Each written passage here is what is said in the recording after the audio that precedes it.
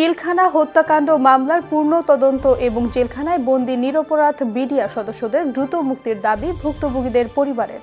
সরবরাহ বাড়ায় বাজারে দাম কমেছে শীতকালীন সবজির, বাড়েনি সয়াবিন তেলের সরবরাহ এবং ৮ ডিগ্রি তাপমাত্রায় কাঁপছে দেশের সর্বোত্তরের জেলা পঞ্চগড়। অভিনন্দন ভোরের পাতা প্রাইম নিউজে, সাথে আছি আমি সৈয়দা ফারিয়া। শুনছিলেন সংবাদ শিরোনাম, এবার বিস্তারিত। সংবাদের শুরুতেই থাকছে বিজয়ের মাস ডিসেম্বর নিয়ে বিশেষ আয়োজন দুর্জয় এই দেশ দুর্জয় মাটি।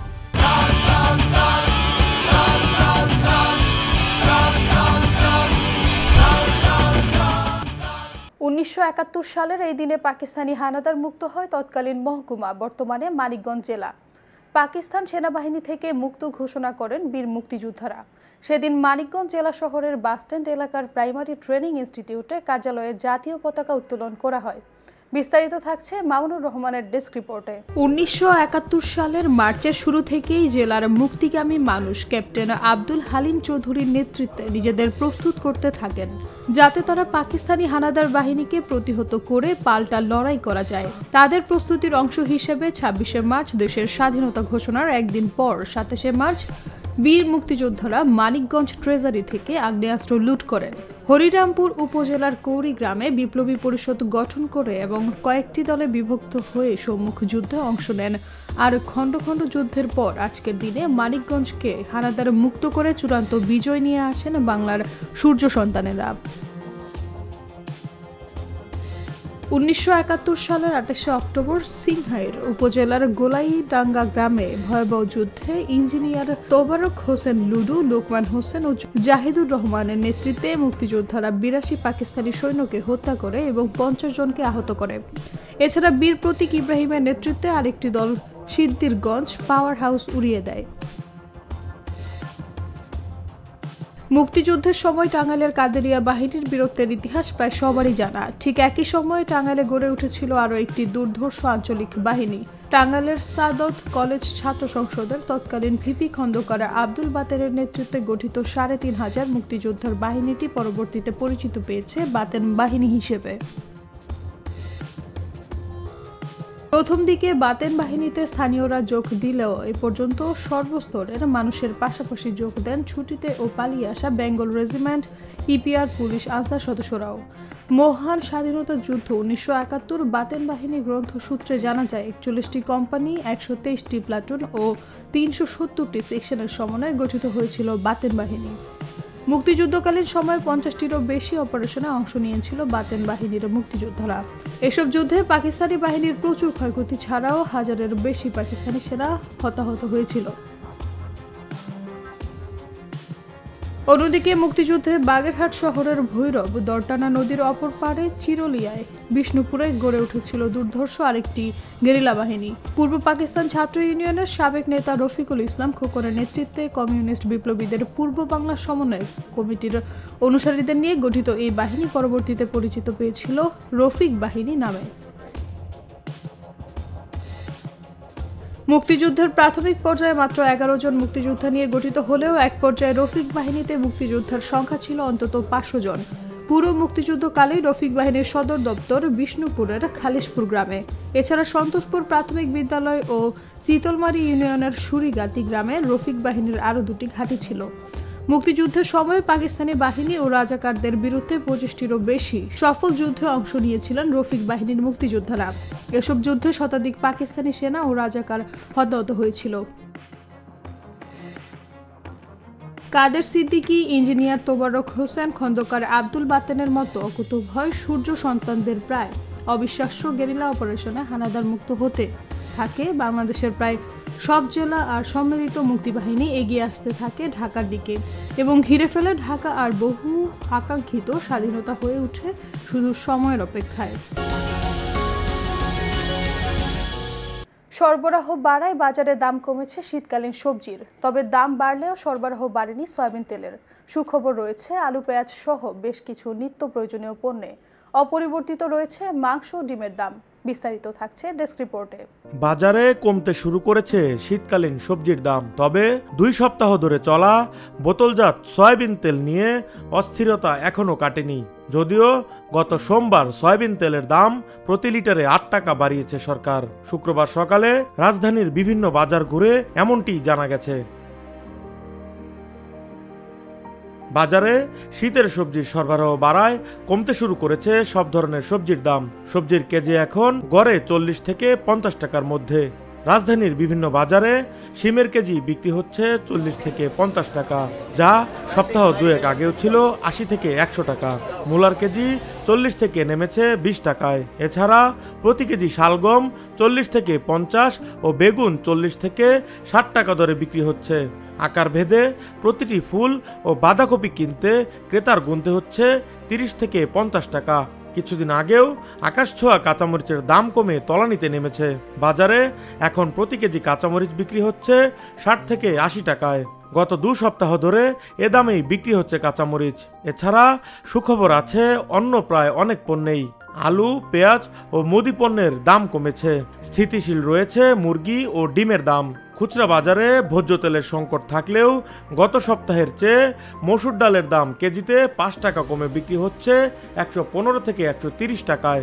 এছাড়া চিনি, আটা ও ময়দা সহ অন্যান্য পণ্যগুলোর দাম স্থিতিশীল রয়েছে। দীর্ঘদিন অস্থিতিশীল থাকা পেঁয়াজের বাজারে স্বস্তি ফিরতে শুরু করেছে। 1-1.5 মাস আগেও দেশি ভালো মানের পেঁয়াজ কেজি ছিল 140 থেকে 150 টাকা। কেজিতে 40 টাকার মতো কমে সেটি এখন বিক্রি হচ্ছে 100 থেকে 110 টাকা। ডেস্ক রিপোর্ট, ভোরের পাতা। পিলখানা হত্যাকাণ্ড মামলার পূর্ণ তদন্ত এবং জেলখানায় বন্দী নিরপরাধ বিডিআর সদস্যদের দ্রুত মুক্তির দাবি জানিয়েছে ভুক্তভোগীদের পরিবার। শুক্রবার সকালে জাতীয় প্রেস ক্লাবে কারা নির্যাতিত বিডিআর পরিবারের পক্ষে সংবাদ সম্মেলনে এসব দাবি জানানো হয়।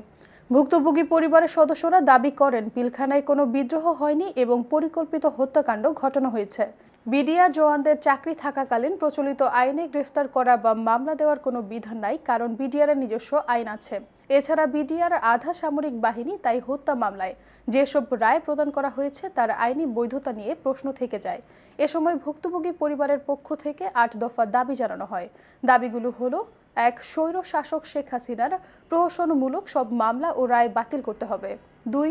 16 বছর যাবৎ কারাগারে থাকা নির্দোষ সব বিডিআর সদস্যদের কারামুক্তি। 3. হাইকোর্টের রিট অনুযায়ী দ্রুত পূর্ণ তদন্ত শুরু করা। 4. নিরীহ বিডিআরদের রিমান্ডে নির্যাতনের ফলে মৃত্যুর সঠিক কারণ উদ্ঘাটন করে দোষীদের শাস্তি প্রদান করা। 5. সব বিডিআর সদস্যদের চাকরিতে পুনর্বহাল করা। 6. সব সেনা শহীদ, বিডিআর শহীদ ও ক্ষতিগ্রস্ত সব বিডিআর পরিবারকে ক্ষতিপূরণ ও পুনর্বাসন করা। 7. ঐতিহ্যবাহী বাংলাদেশ রাইফেলস নাম পুনঃস্থাপন করা। 8. 25 ও 26 ফেব্রুয়ারি শহীদ সেনা দিবস ঘোষণা করা। ভূগর্ভের পানির স্তর তলানিতে ঠেকেছে রাজশাহী সহ বরেন্দ্র অঞ্চলের বিশাল এলাকা জুড়ে।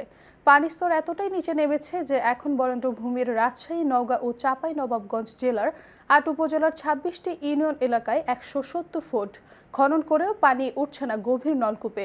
এসব এলাকায় হাজারো হস্তচালিত নলকূপ 1 দশক আগেই অচল হয়েছে। অব্যাহত পানি সংকট মোকাবেলা ও ভূগর্ভের পানির স্তর রক্ষায় নতুন সিদ্ধান্ত নিয়েছে বরেন্দ্র বহুমুখী উন্নয়ন কর্তৃপক্ষ। সংশ্লিষ্ট সূত্রে জানা গেছে, বরেন্দ্র বহুমুখী উন্নয়ন কর্তৃপক্ষ আসন্ন বোরো মৌসুম জুড়ে একটা গভীর নলকূপ 980 ঘন্টার বেশি চলবে না। বছরে একটা গভীর নলকূপ চলবে 1960 ঘন্টা। 8 ডিগ্রি তাপমাত্রায় কাঁপছে দেশের সর্ব উত্তরের জেলা পঞ্চগড়। রাতভর কুয়াশা, ঝরছে বৃষ্টির মতো। ঘন কুয়াশার সাথে কনকনে শীতে কাবু পুরো জনপদ। তীব্র শীতে স্থবিরতা নেমে এসেছে জনজীবনে। এবার আন্তর্জাতিক সংবাদ।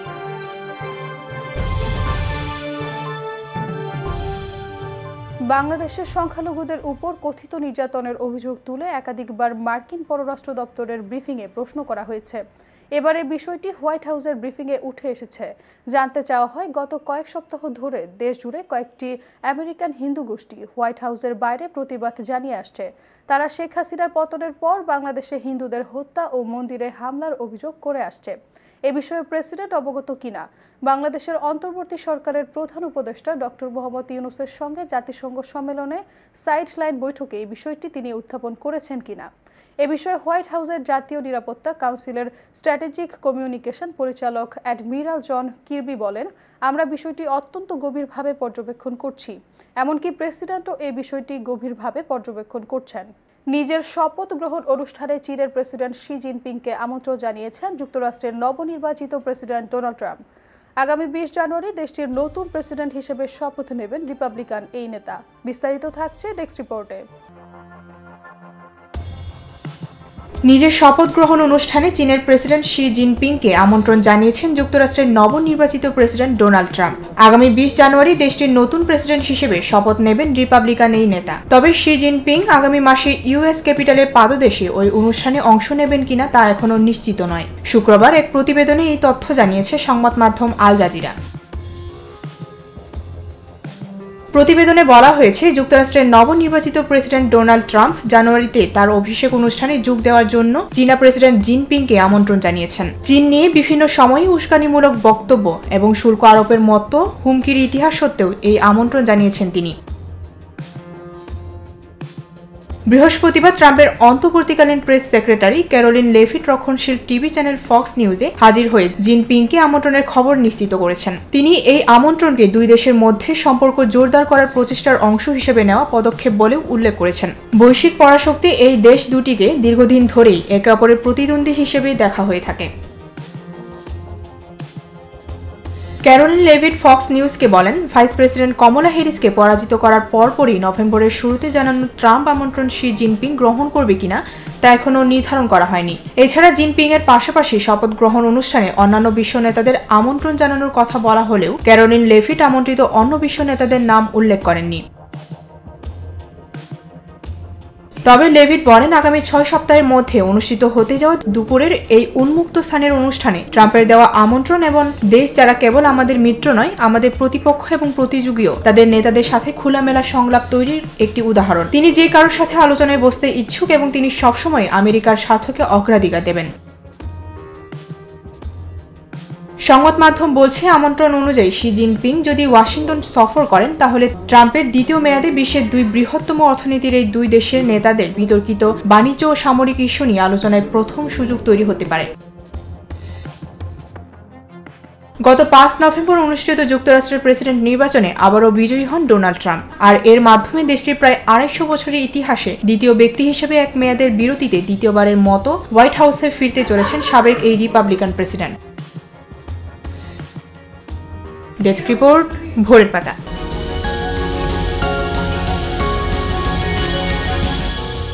এবার বিনোদনের সংবাদ।